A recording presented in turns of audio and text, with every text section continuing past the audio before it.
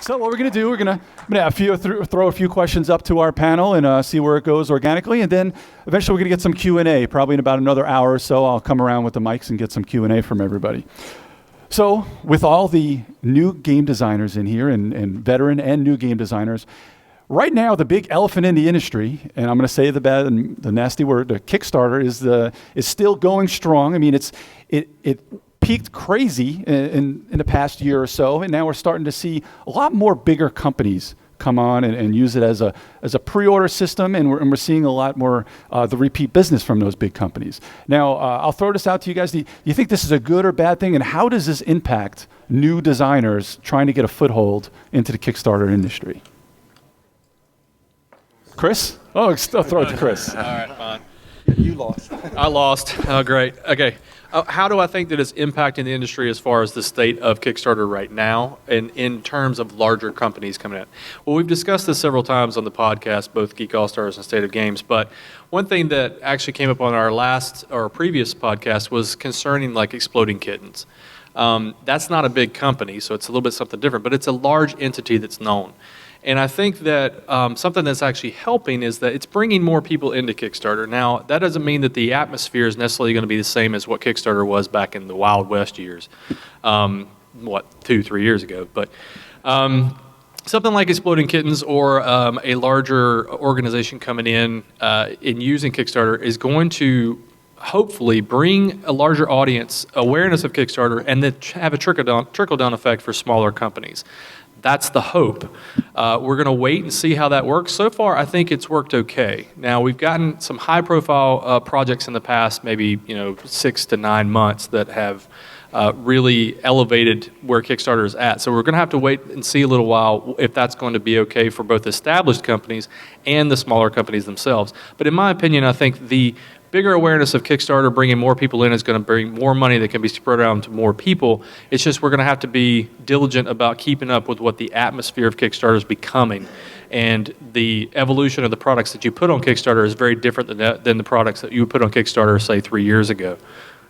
At least that's my opinion. Does that answer the question? Let me go to David now. David, you've had one game up on Kickstarter. Now, does the way that Kickstarter is heading or appearing to head, does that change how you look as far as how you will use it in the future? Does it change anything about how you look for marketing your future games? Yeah, I think the main thing. Sorry about that. Cool. I think the main thing is it does seem like it's gotten a bit more crowded than when a year ago when my campaign was going. So it seems like there's just a lot more games on at one time, and so that's kind of more projects chasing maybe the same amount of money or growing amount of money. So I feel kind of grateful. Like when I launched it seemed a little easier than now. But I do think it's still. As far as like going forward for me, I think having had a successful project, I think it makes it easier than, even if it's maybe a smaller project, to kind of build on that and kind of like connect with the audience you had and expand to a newer audience. I think that's it's definitely if future games I do, or the foreseeable future, I would definitely use Kickstarter just because the benefits are I don't have all that money sitting in my pocket, and the benefits are really compelling. So I definitely, I don't know. Now, Ralph. Yes. Sorry. I don't know what I did. I'm just trying to get away from before something blows up. Sorry about that, everybody. So Ralph, I think when I said Ralph, that just made the whole whoa. Now, you obviously are from a bigger company, I would say a larger company, not just a one-off. That's actually kind of an interesting question in itself, but I have a lot to say about this, actually. Eagle Gryphon Games is kind of a mom and pop type place. I've been kind of dragging, kicking, and streaming and trying to bring it into a more business-like arrangement. Still working here? Okay. But it's 8 people. So I don't see it as a big company. We do a lot of games, though. And, sometimes, is that good or bad? But in terms of Kickstarter, we were not the first, but one of the first game publishers to start using Kickstarter. We've been doing it almost 4 years now. I think we're close to, if not over, 40 games on Kickstarter already. Some of those were as Gryphon games, some of them were Eagle. which is now all one company, Eagle Griffin Games, which is one of the things I worked on doing, is bringing the brands together. So and we got a nice new logo. Having done that many, I do have a lot to say about it. Now, when I came to Unpub last year, I saw a number of nice new games, and we could talk to several people in this room who are in the midst of or about to have or have done Kickstarters with us. So what Kickstarter allows us to do is to go find games like this from new designers or certainly new designers in development or coming along in the industry, and work with them to bring games to the table. Even for established designers like Mike Fitzgerald. We just came out with Baseball Highlights 2045, and that's a game that would never have seen the light of day. I had 4 different publishers come to me and say, we can't do this. It's a sports game for 2 people. Eagle Griffin is the only people that could do it because we take those kind of risks and we do those kind of games. But and it worked. I mean, it's a great game, and that's why I think it's going to do very well. And so I hope you all get a chance to try it. But sorry for all the marketing, but I can't not talk games. But the point is, in the early days, Kickstarter was not about games, just about Kickstarter here. It was about giving artists, especially, a place to get recognized, a chance to get out there and get funded and get something done, whether they presented a product or not. There are people doing films, there are people doing dance recitals, there's people making potato salad, there's exploding kittens. But anyway, anything that you could dream of, you could go do. And this crowdfunding thing, there is an ethos in all of this that I respect very much. And yet, of course, as a game company and perceived as a big game company, which I'll grant you we're known and we're stuff, but we're not big. We don't have a lot of money, and we couldn't do this without Kickstarter. But what we're doing is giving opportunities to not only designers, but artists and editors and graphic designers and all the people that go into making a game. We're able to provide some work for them and an opportunity to get known and get experience and get their name on something. And that means a lot to me, because that's how I came along in a lot of this too. Is I was a playtester for years and years and years and years for Mike Fitzgerald, for Z-Man Games, for Mac Garrett's, for Eggert Spiele, and many other companies. And after all those years, I was in a position, when I retired from my money-making job, to do something that I really love doing. And I'm going to try and get my title changed, by the way, from marketing to game evangelist, but we'll see how that works out. Nice. But the idea is still there, but I think the market has shifted, and I agree with what these other gentlemen were saying.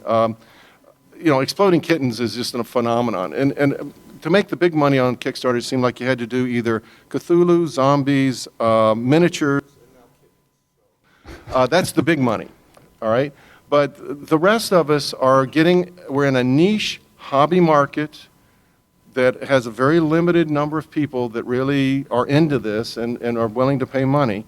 But this gives us a way to experiment, put things out there. What we're taking advantage of more and more is getting input back from the people buying the game so that they get more of what they want, because we get great ideas from people writing in on the comments and stuff. I don't know if you participated in any of ours, but Rick, the boss of the company, the owner of the company, Rick Seward, when he gets on there, he wheels and deals. And takes ideas and runs with them. So it's really an exciting thing to get involved with sometimes.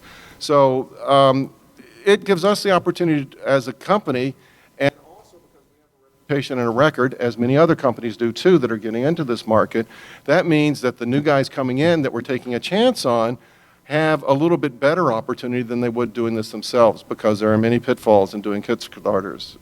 Production and shipping being a lot of it. There's many heartaches out there. So it's providing kind of, for a niche hobby market, an opportunity for us to really flower in a way that I don't think would have been possible otherwise. Whether you're a big company, small company, new designer, old designer, whatever, it's an exciting time to be out there and have people that are looking for, hungry for, and excited about what you're doing. Now, I'd like to get Mike and Sherry's the different takes on from the large mass manufacturing and production to add Magic, which is, I don't want to call you smaller, but smaller than Panda. So I mean, how the Kickstarter, how the changing, the up and down from the smaller to the larger, how have you seen that evolve? Because you guys have been around for 8 years now, I believe. Yeah. Now, how have you seen the Kickstarter was not crazy when you first started, and then we had the explosion, what Chris called the Wild Wild West of Kickstarter, and now that it's starting to settle a little bit, how have you seen the change in that? And then Shari, I'll see how you've seen the change in with the smallers as well. Yeah, I mean, that's a really good way of describing the landscape. It really was like the Wild Wild West, I'd say. 8 years ago, 7 years ago, most of the people that we were working with were publishers, small or medium-sized publishers. If you're an independent designer, you didn't really have the resources or the tools to just go out there and make a game on your own. One of the largest obstacles, of course, was funding. About 3 or 4 years ago, I remember when Alien Frontiers was a huge success, and we're talking about, I think they raised something like $40,000. 14? Really? Okay. Well, it seemed like a lot of money at the time. Yeah. And I remember people saying to me, "Hey, this is really cool. Maybe because Alien Frontiers had success, maybe now I, as a designer, I'm going to be able to." Raise money without having to mortgage my house and maybe take some chances that a publisher might not want to take with this particular game. And I think one of the most fantastic aspects of Kickstarter is that individuals inherently are able to take larger risks than large companies. When we speak with the Asmodees or the Fantasy Flights or the Z-Mans of this world, the tone of the conversation boils down to their stakeholders and profit, and they're investing large sums of money to print tens of thousands of games, and there's a lot of things that you don't want to do if you have hundreds of people involved in the supply chain, hundreds of thousands of stores that are going to be buying this game. If there's a component that doesn't work or will delay the process, then you're absolutely not going to include it in your game. But I think one of the greatest aspects of Kickstarter that I've seen is that people are taking chances, and they're taking chances with their components, they're taking chances with their design. They're just, at the end of the day, it's not going to kill them if you're just a single person and you come out with something in the world, and if people don't like it, if they don't like your idea, then they'll vote with their dollars. So I think it's like the ultimate democratic system. In terms of the changing landscape, though, I think the best is yet to come. I mean, I think it's natural, if you look at any growth cycle, that there are going to be a few peaks and valleys and a few ups and downs. It's not going to be a completely smooth upwards curve into the moon, right? But I've been saying this for the past year or two, and I still hold strongly the belief that I think there's been no better time than right now to be a game designer. And I think that projects like Exploding Kittens, even the potato salad thing, there's all sorts of, campaigns that are creating news, and, they're on TV, and people are talking about them on podcasts and radio shows. And that's a great thing. I mean, our market has been very strong, but small. And I think now that you're seeing campaigns really capture the attention of the mass, I think that's the only way we're going to see the whole hobby expand as a whole. So I think I'm very optimistic about the future. So it's interesting. Everybody's talking about Exploding Kittens being a big company, but when Elon Lee came to me for his quote, it was for 1,000 to 5,000 games. So even though he was involved with the oatmeal, I don't think he had any idea that this was going to happen. Otherwise, we would have been pricing 200,000 games. So it was a small company to start. It was a man who was involved with somebody, however, who has a huge mass following. So what I tell my clients now is, if you're going to kickstart, you better start 6 months to a year in advance. Because if you don't have a following, you need a following. Because if nobody knows who you are and you go on Kickstarter, it's like an unknown band putting out a record. Nobody is going to hear it, and nobody's going to play it. So to me, it's a parallel thing to music. You have something, it's a song, it's a game, you want to get it played, and you can put it on Kickstarter, but you have to have people looking at that. It's not a magical thing. So the reason why Exploding Kittens exploded was because the oatmeal has a huge following, and the guy on the oatmeal, Matt, who he's brilliant. I mean, I follow the oatmeal. Said, hey, check out my game on Kickstarter. You know, he probably had an idea of what the potential was going to be because that's what he does, you know. So I have other clients. I have one who called me today, and he's on Kickstarter, and his campaign is not funding. And he said, what do I do? And I said, well, you know, he did really well. He raised $13,000. I would have been, you know, I've been through the moon, $13,000, but he really needs a lot more than 13. He needs 30. So I said, you know, well, you might have to relaunch. But relaunching's not the worst thing, right? Because he's already got a following. He's got 250 people interested in his game. I think that's fantastic. I mean, you know, not everybody's going to have 100,000 people, but 250 people is a lot of people to start to get a game out. I think it's really, you know, it's impressive. And I said to him, I think it's impressive. Don't, you know, be depressed. Relaunches, a lot of the relaunches work. And just kind of regroup. He's taking input from his community. But the key to the whole thing is he's got a community now. He's got a community of people that are interested in playing his game. And how fantastic is that? If I had 250 people playing one of my songs, I'd be through the moon right now, you know, because I write songs and nobody listens to my stuff.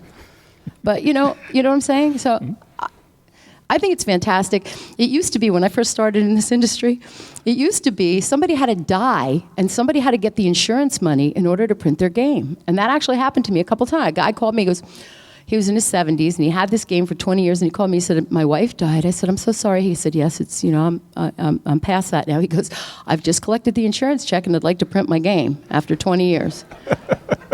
And I had to go and meet this guy. I had to meet him. I met him in California just because, you know, what a story. And he got his game printed after 20 years, and I had a guy in Puerto Rico call me, had this idea for, you know, a long time, over a decade, printed his game.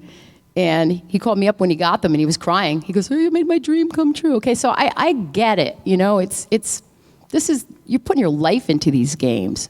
So before you kickstart, you really have to plan that part of it too. You got to price it out carefully. You got to make sure you got your whole shipping thing down. Please don't add anything at the last minute that you haven't previously priced. It's a nightmare. I've been through it. I've helped people out more than I care to say, because I am no longer going to be a bleeding heart helping people out, because if you guys don't price your stuff ahead of time, please don't come to me at the last minute anymore. It gets scary. It's scary for me because my name's on it. You know, we're going to print without magic. And then he goes, oh, by the way, I added this little tier at the end. I'm like, we never priced that. Did we price that? Who priced that? You know? So that's the type of thing. Plan it out. You know, get your ducks in a row before you do it. But I say take time. Don't you think they have to take their time and really build an audience? Well, we're gonna get into the pricing thing in just a second. Yeah. I got a good question for you guys as far as pricing, but I wanted to give Carl a chance. Now, we've heard a lot of different things from a lot of great positivity in the Kickstarter and this and that. Now, how does this affect? Has it changed at all how Kickstarter is affecting the FLGS? Or you can just react to everything else, whichever you'd like. Well, first off, I'd like to preface that I think Kickstarter has done wonders for the industry. It's brought a whole lot of stuff out that would never have seen print otherwise. I have many of those games from Eagle Griffin, from Game Salute, from a whole bunch of other companies in my store, and I wouldn't have them otherwise. I kind of, from a retailer and distributor perspective, I kind of question it a little bit. Daily, I have customers come in and I'm never doing Kickstarter again. It's like, because they've had some nightmare where some project has taken 3 years for them to get it out. I have had issues where I've gotten the games before someone who Kickstarted it had gotten it. Components not being what they were supposed to be, any number of stories. And it's just like, well, I can go, like, why am I going to go and pay full retail for this game when I can just wait 6 months or a year, and when it comes out, then I can get it at a little bit of a discount, or I know that it's been tested. I know it's been, like, there's reviews out there. Someone has done a video review on it. I've had a lot of people who have they go to kickstart something, and then halfway through the campaign, they go and they dump it because they decide, oh, well, you know what? I thought this was what the game was, and now I see that that's not what it is, and I'm no longer interested in it. So, like I said, I see a lot of that. Also, from a retailer perspective, it gets a little frustrating sometimes because I do have customers that's like, oh, well, you know what, I really like to go and pre-order this from you, but they have this deal on Kickstarter right now, and I can get these promos that I can't get anywhere else, or I'm going to have, there's something about the game. I've actually done a handful of Kickstarters myself for the store. It's not something that, there's no way that I could go and kickstart half of my industry, I mean half of my inventory, because I can't have that money held up for, like I said, 6 months, a year. I know a lot of the Kickstarters will offer retailer bundles as well. Actually, I did a Kickstarter from Eagle Griffin for the Bronze Age, or the Roll Through the Ages. So I have copies of them sitting at home that have the expansion map that no other store is going to have. And I thought that was good enough for me to go and do, so my customers come and buy it, and I have something extra for them that they're getting out of it. But there's, like I said, there's no way that I can do that for even half of my inventory. I have 2 Kickstarters right now that are going into 3 years, still waiting for them. So. And you mentioned bundles. I don't mean to interrupt you there, No, because this is something with everybody out here with their pricing, and people eventually going to get into Kickstarter possibly or not. Yes. How often? Because we don't pay. Me as a single person, I don't really look at. I'm married, not single person. As an individual, sorry, my wife would kill me if she heard me say that. But so me as an individual, I don't necessarily look at the side where it says like retail or anything like that. How often do you see campaigns that actually look like it's a deal that you should get on, or is it just kind of something look like something they just threw in there? I mean, typically when I've seen the bundles, they're usually on par with what I'd wind up getting through a distributor. So it's not something that the bundle itself would not dissuade me from doing so. And in all honesty, I think it's a great idea to offer, if you're going to have a Kickstarter, to offer for retailers to jump in on it. Like I said, there are certain things out there we'd like to get our hands on them as well, and we'd like to get them at the same time that that the other backers are going to get them. But like I said, it's just not. It's got to be something that's just so special, or I mean, I guess there's no real way for Kickstarter or for you to be able to say, "Oh, here's this bundle. You can get this, but you don't have to pay us right now for it. You don't have to pay us until it actually comes out." But like I said, for any retail store to hold up that amount of cash into inventory that they don't have available to sell. I mean, like I said, a distributor, I go and I get my inventory in. I've got 30 days to try to sell that inventory before I have to pay the distributor for it. So that's not the case with Kickstarter. I pay it up front and I get it 6 months to a year later, and then I have to try to make the money back off of it, which just doesn't make sense from that perspective. So, but like I said, otherwise, like I said, from a designing point of view, Kickstarter is probably your best friend. It just is. Like I said, it's a way for you to get your stuff out there. Like I said, it's. I don't know what else to say about that. So we were talking about pricing and things like that that Sherry mentioned. Now, I want to ask, this is kind of for some of the designers as well. There's people at all different parts of the process of getting their game out or getting it signed, this and that. At what point in the design process should these designers worry about what the price point is of their game, of what their game will be? Chris? Again, all right, here, I get to go first. Yeah, I'll just make a guess. You look like you had something to say. Oh, me? I always have something to say. Whether it's right or not, who knows? So when should they start thinking about the price point of their game? Right, and how that will impact their design. From the moment they put a prototype on the table. I mean, they should probably do some. I mean, you can make a game and play it; it's totally fine. But if you have the intention, if you're not going to be pitching to a publisher, let me back up for a second. If you're not going to be pitching to a publisher and you're going to try to go the self-publishing route, you should probably try to research as much as possible so that you can design with some of these costs in mind. You should know, like, how many cards can typically fit on a printing sheet, and what are your costs going to be if you exceed that? Like if you go 3 or 4 cards over one sheet, that's going to be a whole other sheet. How do you deal with the logistics of these things? You're going to have to deal with that behind the scenes. You might as well get in front of that and figure out what that is. And a lot of that's going to be you talking and doing some research, talking to Panda or talking to AdMagic or doing the research and asking these questions. Now, you don't have to do it if you're just making a game to sit down and see if you can make a game, because you don't have to make all of those decisions before you start actually play testing and prototyping. But the further along you get into the process, you can start trying to refine that and think like, well, I've got this giant game. It's going to cost so much money. What can I do to streamline it? I've done my research now, and I know it's going to be X amount of dollars. Well, maybe I want to shave some of that off, and that's actually going to help you a little bit in your design process sometimes. From a publishing standpoint and a development standpoint, sometimes I can see games put in front of me, and I'm sure you've seen them before, where they're beyond their scope, and you start to figure out the more games you see and the more research you have behind the scenes on what pricing is going to be going into that, you can start using that in a creative way to help you develop that game further and actually put it into a marketable package. That's pretty much what I'd like to say. Yeah, I figure you got to follow up for that. Yeah. Actually, that last point is a really, really good one. You need to know your business. When you look at the history of art, the greatest paintings didn't come from somebody sitting down to a blank canvas. They came from a customer coming and saying, I want a picture that has this, this, this, and this. And then they made great art out of that. And it's the same way even with the game. Before I got involved with Eagle Griffin games, I'd certainly had a life where I played a lot of games and knew a lot about games, did play testing and stuff, as I said.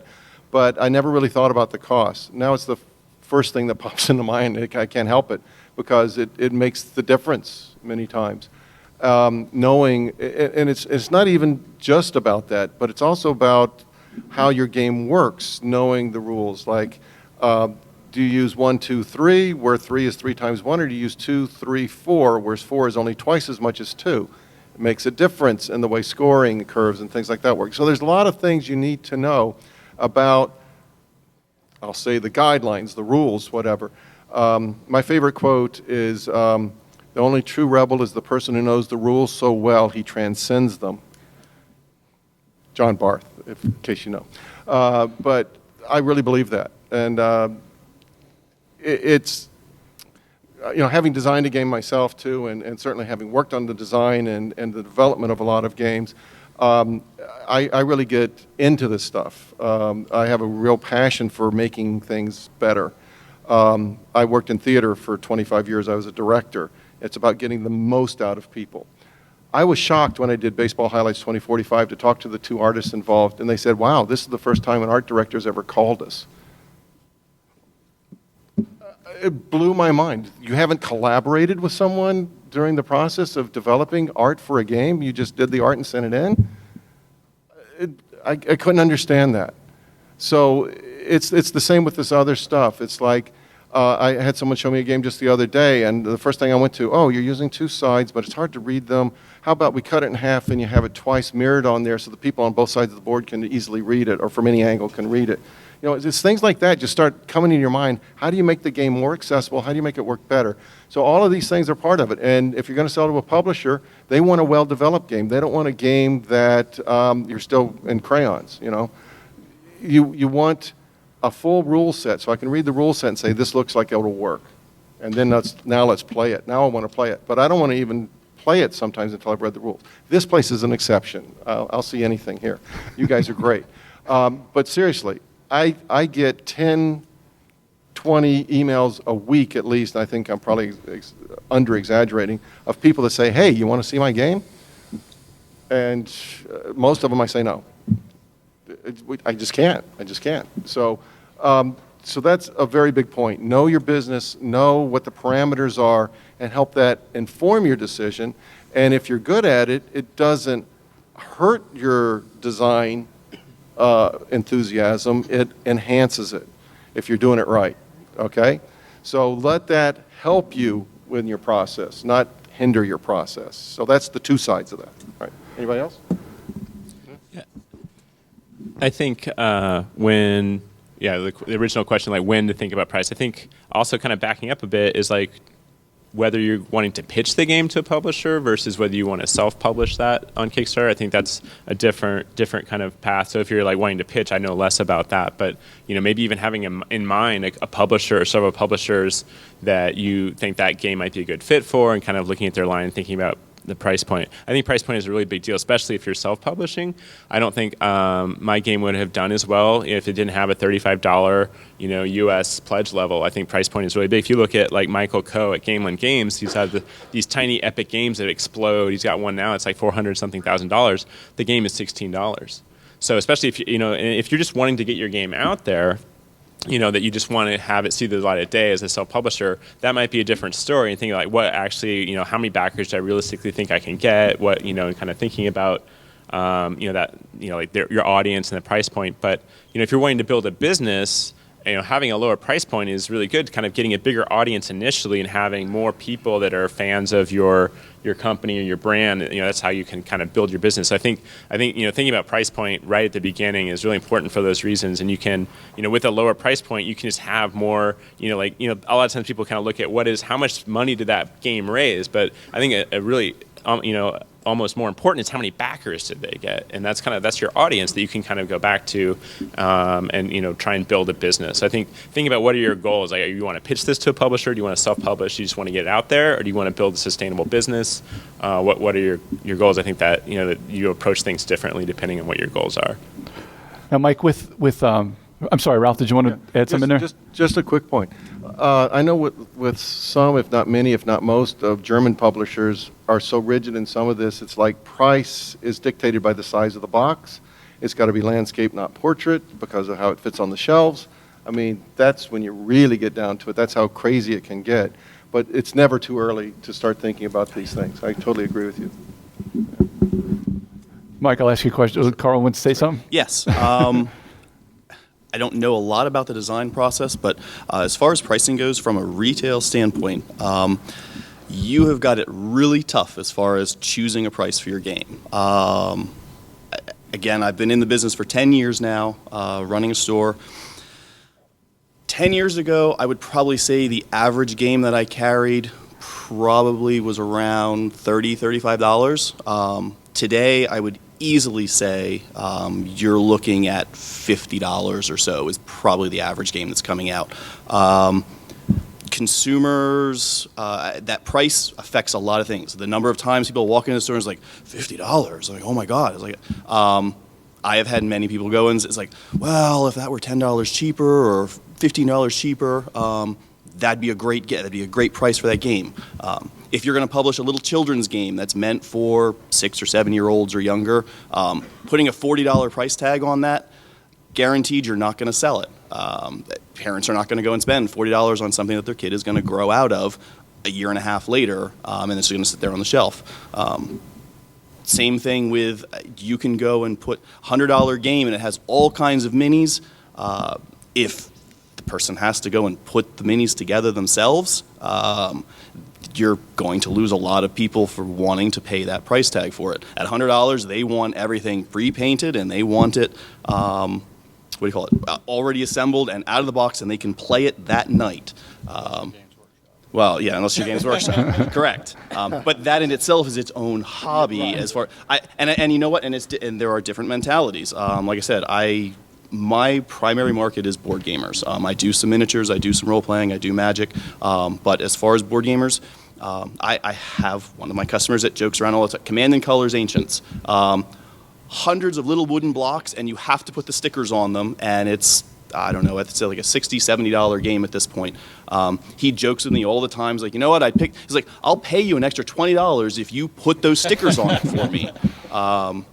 So, like I said, you really do, and I know your question was when to start thinking about pricing. I don't know when you should start thinking about it, but it's definitely something that you have to position well, because it depends on who you're aiming it at. Like I said, there are people that are willing to go and spend large amounts of money on a game that they perceive is going to be really good and that they're going to enjoy it. But like I said, children's games, party games, when you start getting above that $20, $30 range, it gets really difficult to go and, like, from my end, it gets really difficult to go and sell somebody on a $30 party game that, like I said, they're going to play a handful of times and that's it. Like I said, your strategy in more niche games, those are probably going to be able to command a little bit of a higher price.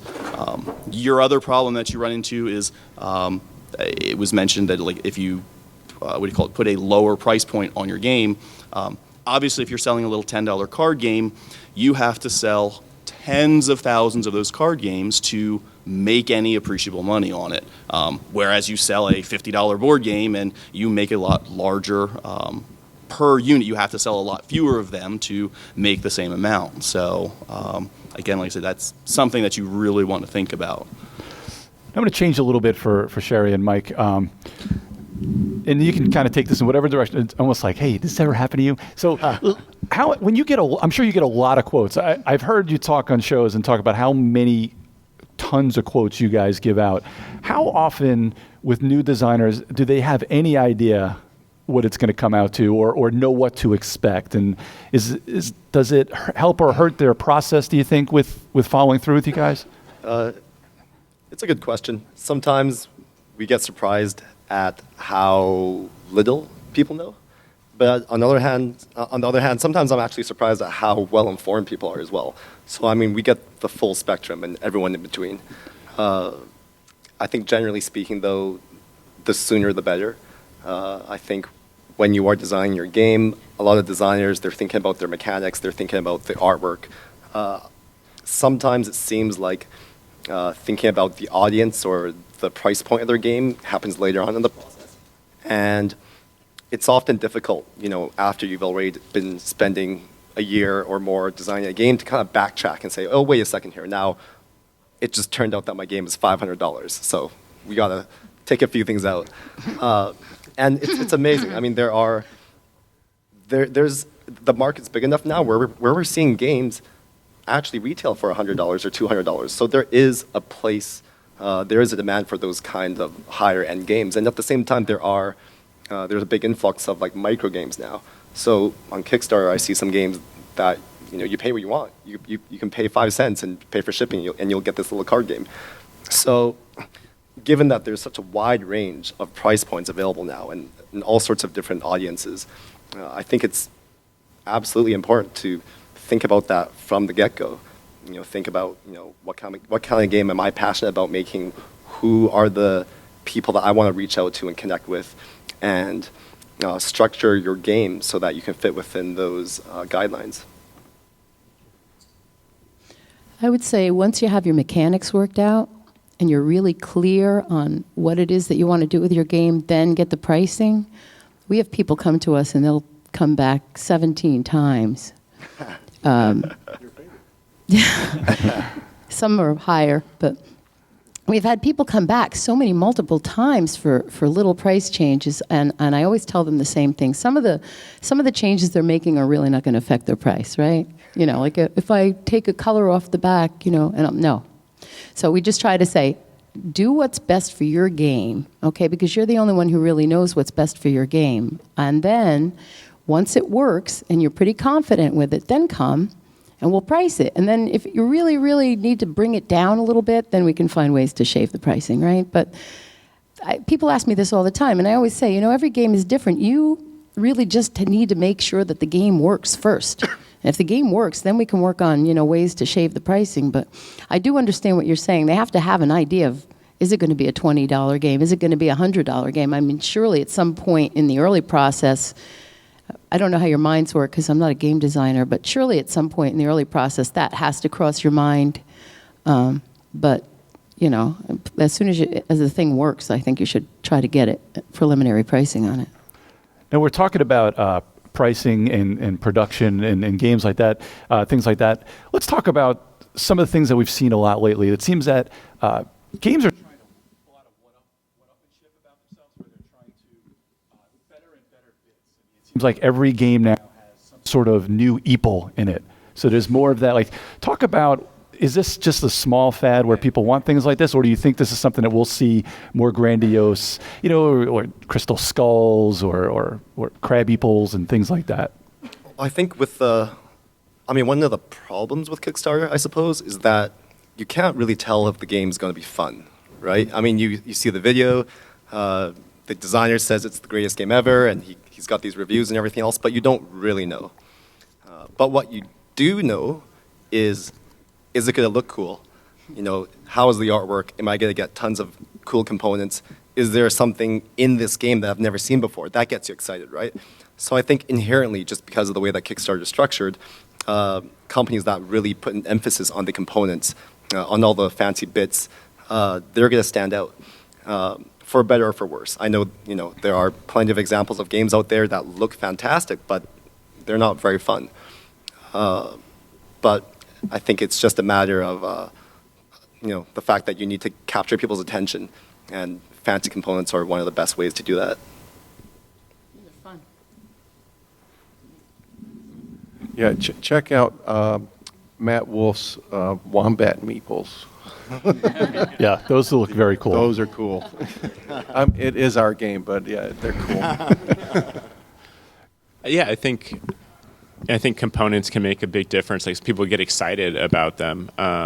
You know, like I remember Camel Up. You know, people were saying like, "Oh, the pyramid makes the game," the way that the die gets revealed. And so I think that, you know, a lot of times if there, you know, especially that's kind of more innovative in terms of component design. I think that's the sort of thing people get excited about. Is, oh, that's different, or there's, you know, that some new thing. I don't know that people are gonna, you know, like, okay, having instead of a normal meeple, it's a slightly different shape. I don't know if that's as exciting anymore. That's become very common. But I think innovate. What? It is. Yeah. But I think, you know, innovating I think in terms of like if you can be innovative and come up with a new way of doing components or presenting that, I think that's going to continue to be something that's going to grab attention. Well, and the dark side of that, of course, comes from the publishing standpoint, is that no matter what, if you put up a project on Kickstarter, inevitably there's going to be the deluge of comments of like, can we get a special EPL? Like you just mentioned, and sometimes it's appropriate and sometimes it's just not. There are certain things, like we'll just talk about New Bedford for a second. We have tiles, and they have to be differentiated between the different types of whales that are pulled out of these tiles, or out of the bag. People wanted like different whale EPLs to pull out of the bag instead of tiles, and I'm like, well, that would be super cool, but that's also super expensive. So it's about educating really and trying to walk that fine line between doing quality components, which we all stand behind and we want to do, and going overboard. And sometimes I think some project owners can actually acquiesce a little too easily to what the backers are asking for, and not try to educate them and say, we want to do something really cool as well, but we want to do something that's appropriate to the game, that's not going to make the game cost like, you know, $20 more than it should have, even though it's going to have really cool stuff inside, or put yourself into bankruptcy because you all of a sudden decided you wanted to do custom resources for every single thing in the game, some of them being metal or gold or all kinds of different things like that. So it's a fine line, and obviously you hit the nail on the head. It's like you can't tell if a game is fun on Kickstarter, but you can sure tell if it looks cool. And so it does sell. I mean, that's part of marketing. That's part of just putting stuff out there. But you have to also convince the backers that the game is quality. You stand behind the game for it being quality, and you're giving the game its appropriate amount of quality components, and not just giving in to pressure from people wanting miniatures or special EPLs for everything. Do what you feel like is appropriate to the game, that's going to be the most satisfactory for people, and giving them the quality that they not only deserve but need. Quick comment too. This kind of relates to the pricing and to this EPL thing. Being a niche hobby market, there are different people that get involved in buying things, and there are people that want the best game they can get for as little as they can get it for. And I was that person for a very long time. I worked in theater. I had no money. But then there's people that have disposable income, and they want the nicest stuff possible, and the price isn't really an issue. You have those things. I mean, Eagle Griffin Games, I hope, is known for doing very high quality stuff, and that's one of the things we strive for, not only in the components, but also in the game design and the effort spent there. So you've got those two sides. And there's a dingo meeple too, so. I just want to say there's a newsboy meeple in the penny press game, but actually a starting figure. So, Carl, I wanted to ask you about, unless you wanted to add something before I ask you. I hope not to offend anyone with this, but gamers are very fickle. Yeah, see, nobody here wanted to say it, but you all knew you were thinking it. And it's not necessarily that they're just fickle. Gamers come. I have never seen a more diverse group of people walk through my store. Gamers come from all walks of life, all income levels, all genders, you name it, there's a gamer out there from that group. And what these guys have been saying as well is you're going to have a real tough time making that balance of I want to make the game more cool and more pretty versus I need to keep the price down for more people to be able to afford it. And yes, there are absolutely people out there that will spend any amount of money on something that looks cool. Takanoko Deluxe Edition. I have one over there. See? 5% off. Yeah. So you will have people that will want to spend the money on that. Probably the majority of people will not spend the money on that, but with the amount of impulsiveness that is in this industry, sure, you can go and have super quality components and get people to buy those, but like I said, you have to be real cautious about pricing yourself out of the majority of the market that are going to want your game. So, how often do you see people come up to the counter or sell a game and people are like, oh, is this the one with these meeples? Or oh, I got to have this. It's got this stuff in it. I got to buy that. Fairly frequently. I mean, there are so, well, I guess because of a lot to do with Kickstarter is that, like I said, there are promos from Gen Con, there are promos from Origins, there's promos from any other convention, there's Kickstarter promos, there's, if you buy it directly from our company, promos.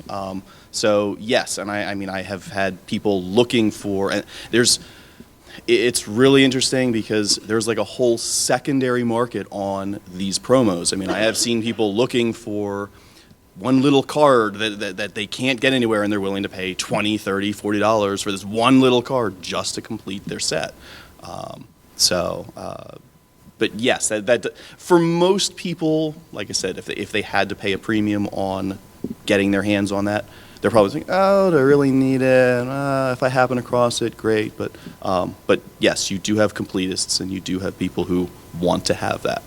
All right. So before we get into some Q&A, I want to just go into another realm, and we were talking about the state of the hobby, state of the industry. One thing that we're seeing explode again is just the popularity of conventions. I mean, if you look just at Unpub and how popular it's going to be, I mean, tomorrow we are going to have people everywhere, and people are going to be having a great time. Now you see Gen Con, Origins, BGG Con, Dice Tower Con, and then Grand Con, a lot of little cons. People just want to go and commune and play games together and things like that. In each one of this is a very diverse group. Like, where has your use of cons, is it changed, or where is it at now? And has it improved or helped you the cons growing in popularity? Yeah, David. Well, I don't know if I can speak to their growing in popularity specifically, but just like how, like the benefit of cons. Well, and the benefit for you as a game designer, where your benefit on Tremendous. Yeah, I went to the BGG Con when I started thinking about becoming serious about game design. I'm like, I should go to a con and see if I can handle it. And I was like going to go for just the weekend. I'm like, no, I should go for the whole time and make sure I can handle it. And so I went to that, and that was like my first time. I didn't know anyone. I had a good time. And then I was like, okay. Then I had my prototype for Lagoon. I went to Gen Con, was the first convention I went to as a designer, and all I did was play test and meet other designers, and made a lot of friends, got good input. And then I went to Metatopia. I went to BGG Con. I went to Unpub, and like every single convention I went to, I met a lot of people, and then also deepened friendships with the people people I was seeing at those conventions again. And I can't tell you how many times people that I did not expect that they ended up popping up to help me in some way in my journey. And every convention I went to in that process, and since then, I've met people that have given me advice or connected me with other people, helped like with marketing or connecting me with people that I needed information from. And so I feel like, as well as, obviously the exposure of getting your game out there, having people play it, getting buzz if people like it. But I think that, I can't understate how important that was for me in terms of like building, like she was talking about earlier, like, building your audience. That was how I did that. And so I think the value of conventions is tremendous if you can afford the vacation and the travel to go to all of them, which can be tricky to go to more than just a few. That is, the conventions are one of the most exciting things, I think. It's where the lifeblood is. Like he says, the connections you make, the things you learn, the opportunities that present themselves, the people that you just share a good time with. And gaming conventions especially, it's like the happiest place on earth, It really is. It's better than Disney World for me. I don't, but it really is, and that's why I want that title, Game Evangelist, because that's what I'm about these days. Is I love playing games. I enjoy working on games, and probably I don't get as much out of conventions these days because I'm too busy working at them. So I got to work on that. That's why I like Unpub, by the way. I get to talk a lot and play games, so that's a good thing. But it really is. They are great opportunities, and if this is what you like doing, why wouldn't you want to meet with the best and the brightest and the best people that are enthusiastic about doing it? BGG Con, I went there, everybody had a smile on their face all the time. It was amazing. I remember the first year there, I was demoing Rococo, and after my first demo, I said, well, thank you very much, and I'm going to set up for the next people. And they say, oh, no, you don't do that. We do that. We know the game now. We'll set it up for the next people. And that's how it went the entire con. Everybody set up for the next ones. I went, this is the best stuff ever, So that's why I go to conventions and what I get out of them. And I was really impressed with this one last year, too, because it was such a positive framework. And we're in an industry where we try to help each other out, which I've been impressed upon me more than anything. I'm sure there's some bad apples around, but for the most part, I mean, I've had people come and recommend things to me that they couldn't do for us to do. And I've helped them out, and we all know each other, and the more people I get to know, the more help I get, and the more I get to help people. It's just a fantastic industry in that respect, and I've worked in other industries, and there's nothing like this one. This one in theater are pretty interesting, but theater gets some weird stuff. Anyway, someone else. Well, I'd probably go to every con that was held if I could, but of course that's not feasible. You have to pick and choose, and some are going to be more, I won't use the word useful, but I mean, you have to, I like to go to some cons just to game, but since we're in the industry, we have to sometimes go and work. And I don't really consider it work so much because a lot of what happens at a convention is just meeting and talking to people. I mean, that's the important part, is the people anyway. I mean, that's the reason why I game. I mean, I enjoy gaming. I enjoy the act of playing the game and possibly winning and having a social experience. But for me, it's the people across the table for me. And I think that's honestly the majority of us. This is one of the most social hobbies that people can get into, and that's what's the joy of me going to conventions, is being able to see everybody and sit down and talk to people and talk about and especially at Unpub, you get to hear about their passion. Is like, I've got this cool game, check it out, and but as far as like conventions and the conventions, they keep getting bigger and bigger, and there's more and more, and some of them are different for different things. Like, Origins, to me, even though it hasn't been exactly managed the best sometimes, but to me, it's the one that has the best balance for me as far as like being able to run a booth, talk to people, and game, because it's not overwhelmingly large. There's a fair amount of families that come through, and it's a really good experience. It's also actually a really good place to play test. There's a lot of play testing that goes on after hours. Matter of fact, like 2 or 3 of the games in the library were assigned at Origins, playing them after hours or playing them in the games library. But then you have Gen Con, and it's a very different beast. Gen Con, if you're in the industry, is nothing but just talking. You do get the game some, but as far as like from the design standpoint, sitting down and you'll never find a larger group of people who are just clamoring to play board games. But it's so big and so many people, and and a lot of the focus on it is all about buying. So it's a different type of convention. It's not a bad convention. It's just a different animal. So as far as like the way you pick and choose the cons you want to go to, you have to think about the atmosphere and what you're trying to get out of it. Now, we're at Unpub right now. We're talking about the industry. As far as Unpub's concerned, this is the best place for you if you're a designer. I mean, this is the best con there is for designing, because you're never going to find a larger group of people who know what they're getting into, that they're going to come in and they're curious about your game and are going to give you honest feedback. If you are looking to find that middle ground between playtesting and actually playing other games and playing other people's games, and sometimes meeting publishers and networking that way, then Origins is a good choice. Gen Con, you're going to have to scream a little louder than everybody else. Still a good con. And BGG Con, which Ralph mentioned, is one where there's just nothing but gamers. It's not really a focus on buying. There's some networking that goes on, but it's a pretty tight-knit group. So we didn't even touch on Essen, which I'm not going to get into. But anyway, yeah, as far as the conventions are concerned, if from the design standpoint, this is where you want to be, and I hope it gets bigger and bigger. I mean, this is amazing. This space is amazing. You know, it's grown so much over the past 5 years, and to see us in the Baltimore Convention Center sitting in this space, I mean, it looks. We were joking at lunch. I was like, it looks professional, and I was like, do we want that? Do we really want? I mean, this is Unpub after all. Everything should be like drawn in marker and put up on walls and stuff. I mean, this looks like a real convention. It's awesome. But anyway, I'll stop there. But thanks y'all for coming, because this is amazing. Chris is dismissing everybody. Yeah. Yep. See you later. Again, as designers, I would think that pretty much any convention that you could get yourself to, it doesn't have to be one of the big ones. Your biggest benefit, even if you don't get a chance to go and demo your games, get to know other gamers. Get to know who it is that you're going to go and try to sell your game to. Get to know what they like and what they don't like. Gamers are not shy about saying what they like and don't like about games. Gamers are not shy about wanting to correct something in a game that's already out there.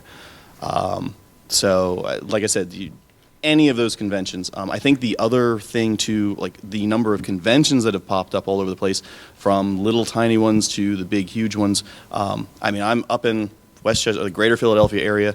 I have been seeing numerous, like, not conventions, but gaming groups grow.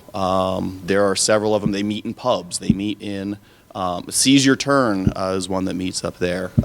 There's Philly Gamers. I keep, every time I turn around, there's a new meetup group that meets someplace, and it's fantastic. So even those, I mean, most of them are free, and you can go and have a couple drinks or something while you're there. Like I said, talk to other gamers. You know what, if they're playing games, when you get to know some of the people real well, it's like, hey, by the way, I kind of have this game I've been working on. You want to try this?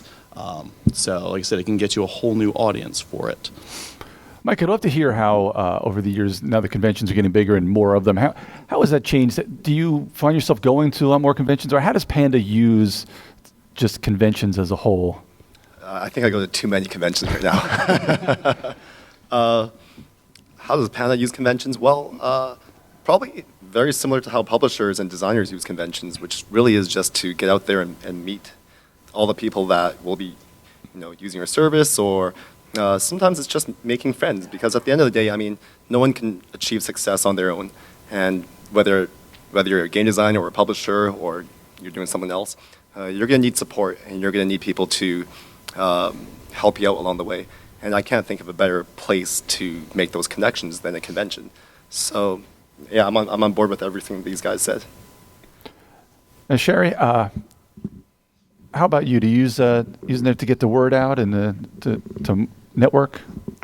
Yeah, we do. I've been coming personally to play games, because I want to get more into learning some of the games that I've missed when I was in a different industry, and so I didn't get to play. So there's some games I still have to play. But one of the things we've been doing is we've been bringing designers with us to demo their game so that they can show the audience firsthand what their game is about. And I found that's pretty cool because nobody can demo a game better than the guy that invented it or the girl that invented it. And they get really excited. And if press or media come by, they can film them, and they become almost like actors on a stage. That's why I so liken this to the music industry, because it really is a performance. They're teaching the game, and eventually they get it down like 5-10 seconds. Here's my pitch. You want to learn my game, and then people will come over. And then all of a sudden people are laughing and they're playing, and they may not even play a full hand, or they may not even play a full round, or they may. But that's what we've been doing. It's a little different. I like it when the designers come and they show the people their games. I think that's what it's for. So we set up little areas for each of them to do it. But like these guys all said, every convention is so different. I didn't know what I was getting into. And I really love it because, my old industry, nobody talked to anybody, nobody smiled. It was awful. I was in the promotional products industry. And it was just, brutal. The most fun thing that happened was Donald Trump spoke. That was it. So, yeah. So I got to meet him, though. Long story. I sang to him, but it's a long story. You can come talk to me about that. But like I was talking to Mike earlier, Mike and I are both printers, okay? But we're not competitors, okay? What we are is we're people that work in the same industry. And he's got a company that prints. I have a company that prints. Neither one of us could print all of your games. Nobody could print everything that you guys are coming up. There's millions of designers now coming up with games. There's people in colleges. So what I like about this industry is this, exactly what we're doing. This is cool. We're talking, and I love it. Cool. Well, I'm going to go ahead and I'm going to grab this. Let me grab this mic.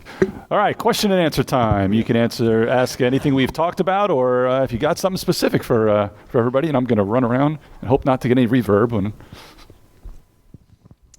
I wanted to ask about moving from print on demand to a larger printer, and for some insight and comments on that. And you had mentioned earlier, as a game designer, how you need to price out your components and how much your game is going to cost.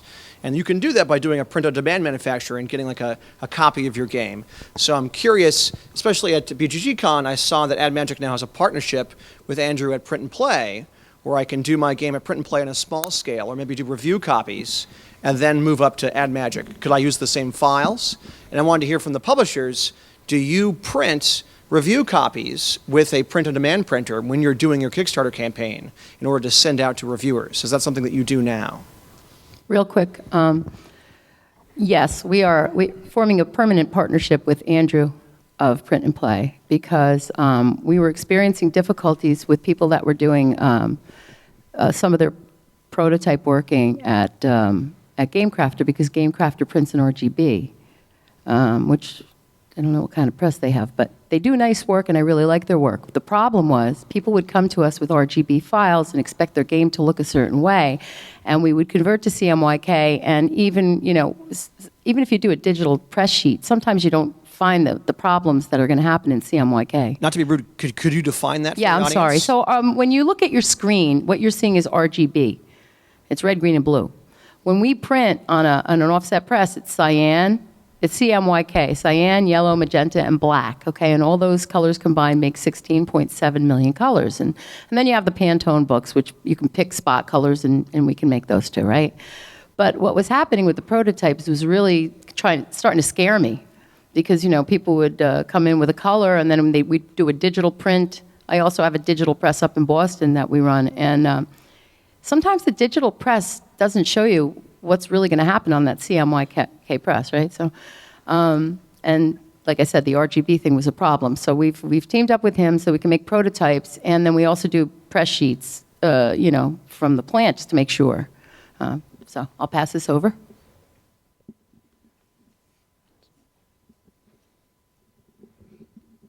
I don't know if you've ever done project management. You know what the first two words you always say in a project? It depends. So I've been learning things from the end of the game publisher for almost 2 years now. And when we can, we try and get prototypes of the game before the Kickstarter. When we can, we try to get them reviewed or previewed or something like that. But it's not always possible. They're sometimes in different parts of the development cycle. So it depends. Going from, to give you an idea though, for example, we have done some things with Game Crafter to prepare a game beforehand to show it, get some prototypes out. I'm about to do one actually. And there it's going to cost me about 6 times as much per copy. So at least, you know. Do you do review copies or no? Say it again? So let's say you're about to do your Kickstarter campaign, and you want to mail or several copies of that game out to board game reviewers so they can make a how-to-play video or a gameplay video that supports your Kickstarter campaign. Do you go to a print-on-demand manufacturer, buy a bunch of copies, and then mail those out to reviewers so that you have content for your Kickstarter campaign? Yeah, we might do a few of those. And one we did that with was Baseball Highlights 2045. We did have a few copies that we made and that we sent out to a few reviewers or people. But again, not everyone will do a preview copy either. So that's a whole nother thing to get into the review process, the preview process, and things like that. So yeah, we've tried a lot of different things. And it depends on all the specifics of the particular campaign. You know, some things we're going to call it a pre-production copy because it's not really quite what a prototype is, which is way before, without art, without a lot of things, versus a near production quality because we got a lot of the art files and things like that. So it depends. There's just so many different ways to go at that. But if you're printing your own games through a print and play, you know, that's a great way to get them. And by the way, one of the most important things you need to do as designers is blind play testing. Give the rules in the game to somebody and let them figure it out and see what they think and get their feedback. I've also got forms that I've created that I use when I send it out. I have a wingman program, volunteers that work with us, and I use a lot of them as play testers for us. So I got kind of a built-in group of great gamers to do that. But getting that blind playtesting is really essential because we all have blinders and we all have blind spots where we didn't even realize that we're missing something. So you need to get other people to read it and try and play it. So yeah, I kind of rambled on a little bit on that, but I think you get the idea. Chris, do you ever use print-on-demand for review copies? No, we don't believe in it. No, I'm just kidding. That was good. Well, it was convincing, right? Okay. Thank you. For the big reveal. And horrified, exactly, right. That's why he's a social gamer, everybody. You watch out for him. It's exactly what Ralph said. It depends. It really does. And a matter of fact, we've never really produced a fully print and play review copy for someone. It's usually, thankfully, the diligence of the designers. You know, Ben and Nat both have produced prototypes to send out to people. And Daryl is producing tons of bottom of the ninths to send out to reviewers, things like that. It's a kind of a hybrid, you know. If we do use any sort of a printing service, it's usually to present prototype cards. So we'll get those printed out, usually from Printer Studio, and combine those with other bits that we have that will be comparable to the game. And of course, we're very clear to anyone we send them out to that this is a prototype. But there's never really been a situation where Dice Hate Me Games in particular has sent out a pre-production copy to anyone. That's just it's not really in our scope. And typically what we'll do is we'll put it in front of influential people or people that we feel like we trust their word and let them play it, and then they can go about it. We kind of like with the projects we've done for Dice Hate Me Games, it's more of the word of mouth and the community. So we try to engage people on Board Game Geek who've played the game or have demoed the game at a convention like this or something else, getting feedback from people who have talked about it on Twitter or Facebook or Reddit, things like that. So it's a little bit more like, I know I've used this term before, but what I call the grassroots, more so than just sending something out to the Dice Tower and paying for a preview. We've never paid for a preview for a Kickstarter project. And some have said that, well, is that foolish or not? Well, so far, so good. But, you know, there may come a time where we might have to.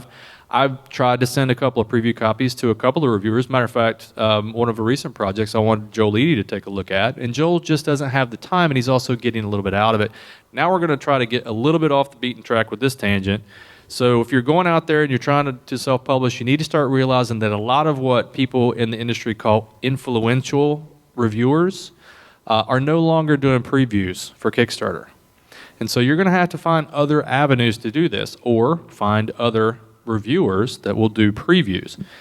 There are a few out there, but a lot of the ones that Kickstarter backers have come to see and rely on a page are no longer going to do it, just flat out, even if you pay them a ton of money. They just don't have the time. They're doing other things. They're tired of doing the previews. It's just not going to happen. So go ahead. Yeah, and really a paid preview, there's kind of a conflict of interest. Absolutely. Yeah. Yeah. So. Right. And then it's been the argument. Well, that's been my argument even from the beginning, is like, if you're being paid to preview something, again, you have a bias. You can hem and haw and say, like, well, whatever. All you can really do is show how that game is played, and that's fine. But you know what? You can do your own how to play video. You can sit down and really do in-depth and say, this is how this game exactly works, and people can see how that happens. It's much more, I think, a better use of your time to tell the story of your game than it is to pay a ton of money to do a print and play and send out to a bunch of reviewers in hopes that they might post something on their site or say something to their followers, at least in my opinion. But I'm just one voice, so. All right, Mike? Yes, Sherry, right, from Ad Magic. I just want to say your comment about music. I believe game designers are game composers, and that I believe games are music. Absolutely. We compose the piece, the game. When people sit down to play a game, they perform the game. They're like musicians in an orchestra. Is the game in tune? Does it work? Was that a good performance of the game? Was that a bad performance of the game? I came from music and a few other things. It sounds like you did too, or had a brush with that. So, but I believe that I feel the same kind of excitement and connection with the community. I just wanted to add that. I've tried to think of putting game composer on my card, but every time I mention it to somebody, they think I'm writing music for video games. So I don't know if that works, but I do believe That's a good point. it is a music experience for me, certainly, and I thank you for making that comment. Thanks, Mike. Everybody know Mike Fitzgerald? He'll be on the next panel coming up pretty soon. Let me get over to John. Hi, this is probably a question more for Carl, and I'm not asking for me. Please understand this. I know there's a lot of people out in this room who are making that choice in their head, whether they're going to go into self-publishing or, trying to find a publisher and go through something else, or starting their own publishing company, which I guess is self-publishing. In my head, it's a difference of opinion.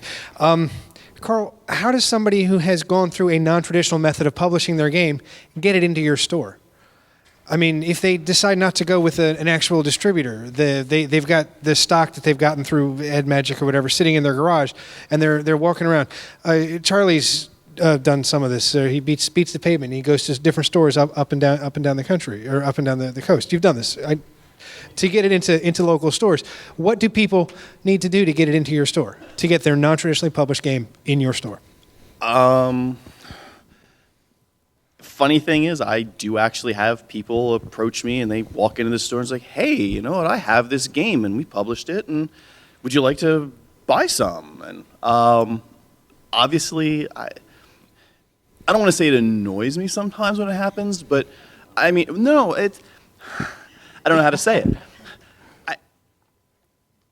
I'd like to know something about the game before you come and pitch it to me to carry, because Sure, I have like 2,200 different games or so in the store, but if it's a glorified copy of Monopoly, I don't want to have to be the one to say, you know what, yeah, that doesn't really fit what I carry in here. That's like, it's not going to sell. It's like, I don't want to be the one to crush your dreams and say, the game that you did, like it's a copy of something else. I mean, I do actually have people go and, like I said, and they'll pitch the stuff, and they'll come in and they'll run a demo for me. And I don't have a problem if I take a look at it, I'm like, you know what, this sounds like this is kind of cool, and you're only selling it yourself, and like you don't really have, it's like, you know what, I'll give it a try, I'll get you in here, have you run some demos with, I have a really good board gaming crowd at the store, So I don't have a problem if you want to come in and, like I said, come in one of the game nights and do demo your game. So I'd say probably like contacting a store directly is what I've seen most from people. I mean, just because I've done some Kickstarter projects before, I mean, I'm not quite sure how they get my information. I don't know if Kickstarter sells it or what, but every once in a while I get a message through Kickstarter that, hey, we have a Kickstarter online and you want to go and jump in on this. And maybe it's just that they go through and they see other projects and they see who has funded other projects, and they're like, oh, well, you know what, I'm just going to find everybody who's funded projects that I've known and try to get the word out that way. So, I mean, like I said, if it sounds like something solid and it's, like I said, I think it's something that'll fit in the store, like I said, pitch away. Yeah. So if you had somebody, I guess it depends on the personality of the person who approaches you too. I mean, people can be annoying, so I get that, and you're running a retail business. But so here's the real question. So you have an indie designer, and what if there is a demo team that comes into your store? Would you consider that maybe like a monthly indie night or something like that? I don't own a retail store, so I can't even imagine what that's like. Consignment. The game designer came to you and said, hey, I paid for this inventory, but if you carry it, you don't have to pay anything for it up front, and I will come demo in your store. Would you do that? I would certainly do that. Again, it would kind of depend. I mean, like I said, if it's something that I'm just like, you know what, I don't do a lot of business in like party games. I mean, like I said, my clientele tends to be mostly light, medium strategy. But I mean, I do have people that come in looking for Monopoly, and unfortunately, I have to turn away because I don't carry anything Monopoly. But like I said, I do have some people that'll do that. I mean, cool themed trivia games and stuff like they just don't sell to most of my clientele. That is not to say that I won't have people come in looking for a cool drinking game or something like that. And I like to have a diversity of stuff in there. Sure, I mean, like especially if you're going to tell me that there's like no downside to me, and it's like, you know what, here's 3 copies, and if they sell, then hand me a check over for when they sell, and I'll bring you some more. Like I said, I don't have a problem with that at all. And to answer your question, I do actually have, I mean, I've set up with a number of designers to come in and demo games. I know Daryl's been out to the store and he's done it. Actually, if Gil is still around, Gil's going to be up doing Bad Medicine later here in February on one of our game nights. So it's, like I said, I don't have a problem with that at all. And you know what? If it's a game that, like I said, whoever's in for my gaming nights, if they're not interested in it, then, like I said, you'll find that out when you go and you do your demo. But like I said, if I can help that way, I don't have a problem with that at all. Okay. You guys had mentioned kind of how sometimes on Kickstarter, for instance, components can sell the game itself without it having to necessarily be fun. So my question to Carl is, like in a brick and mortar situation, maybe when a consumer is new to the hobby or doesn't understand a lot about games, what do you think are elements of games that will sway someone from purchasing a $35 game to a $50 game?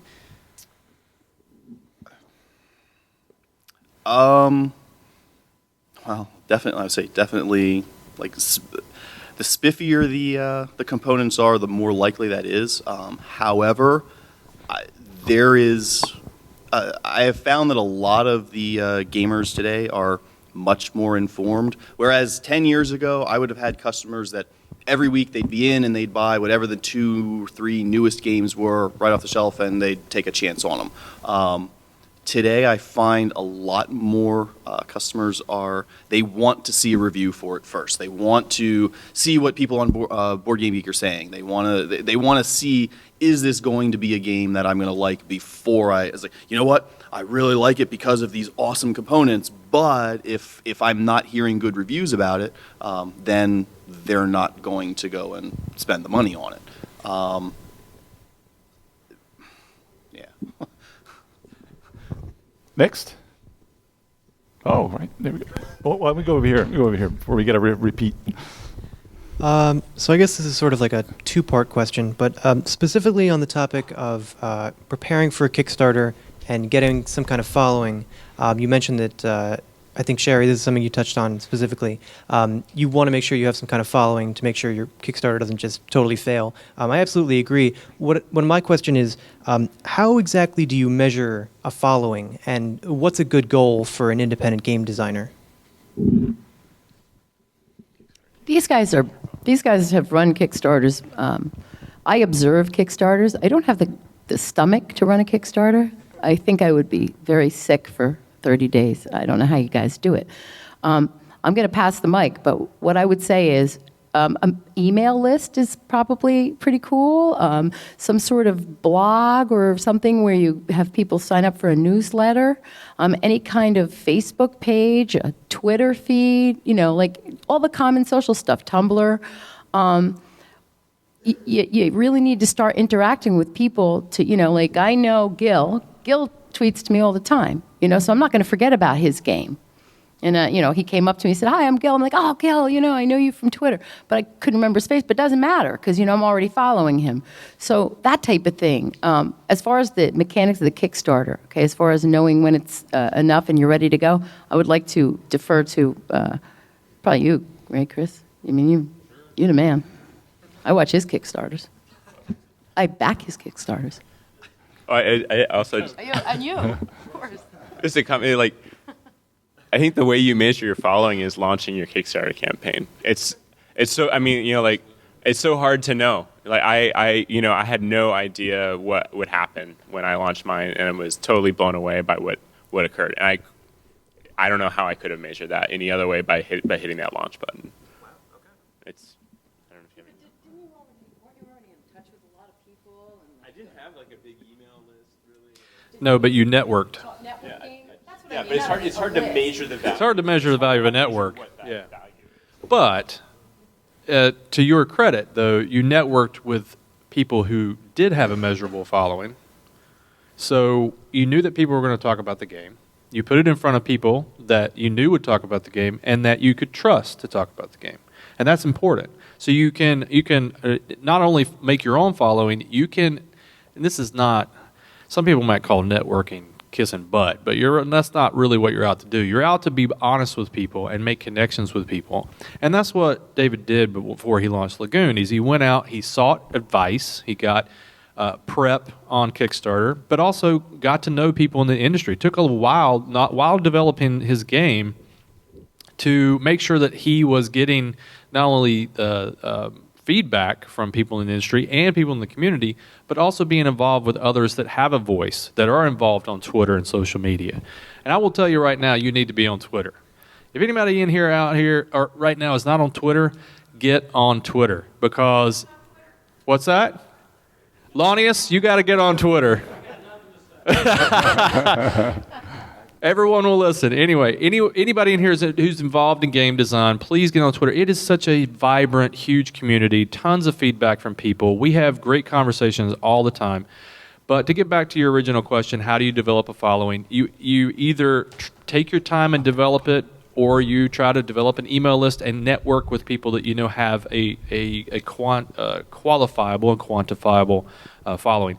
Myself, like what Jerry mentioned, is that, I took a year to develop that following. I started working the Kickstarter beat, having a review blog for Dice Hate Me, talking about Kickstarter, starting a podcast, getting a podcast following, starting a mailing list, going out and meeting people, going on Twitter, getting a Facebook set up. I mean, a full year came around without even thinking about doing Kickstarter, and then Kickstarter presented itself, and then we launched Carnival. And because we had that following, it built into even more following, and you take those steps one at a time. But it's mostly being patient and making sure you have that prep time so you can build that. And being sincere and honest about what you're doing is going to really carry your voice in this industry, because the community is tight, and there's a lot of social gamers, so they can tell if you're blowing smoke or not. But being sincere and really having a passion for that, but taking your time to develop with several different ways, especially in social media, I think is important. Yeah, they've said a lot of it already, and social media is something we've started getting into this year more. Twitter, Facebook, all the different outlets. We certainly have mailing lists. We've been a company for 10, 12. I don't know. I wasn't there at the beginning. I don't know, but well, Rick started with Fun Again Games, which they started by refurbishing games. They'd go get old games and refurbish them. That's how Fun Again Games started, and why that's the title.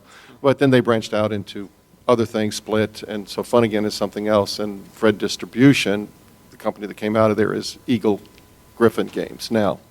So we have mailing lists that go way back, and from all our Kickstarters, we have mailing lists. We have customer service from our store. We have all the different networking that you're talking about, going to the conventions, talking about the game, showing the games, demoing the game. We got a wingman program where we have volunteers that we pay with games and more games, and they go to stores and demo the games and all of these things. So, we obviously have some things built in that you as a designer wouldn't have, which is where you make that decision about, am I going to be an independent designer and do this myself, or am I going to work with someone else?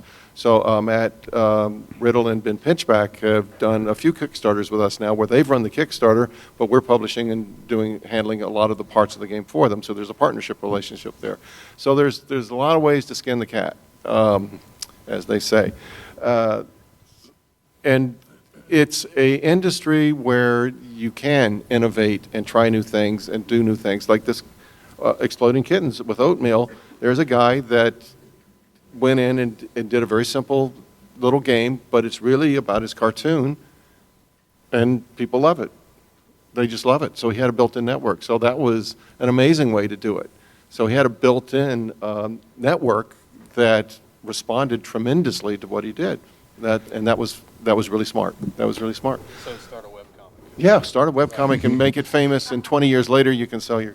Well, I want to... No, seriously, there's so many different ways of doing it, and you're going to have to find it, and you're going to have to work for it, and it's not easy. So I want to thank the panel. Anybody that we didn't get to your questions, I'm sure some of the panelists will be around after the panel you can ask them some questions. Please stick around. We're going to be talking to Mr. Lanius and Mr. Fitzgerald, and then you'll be able to ask them questions towards the end of that as well. But thank you guys very much. I really appreciate it. You guys were awesome.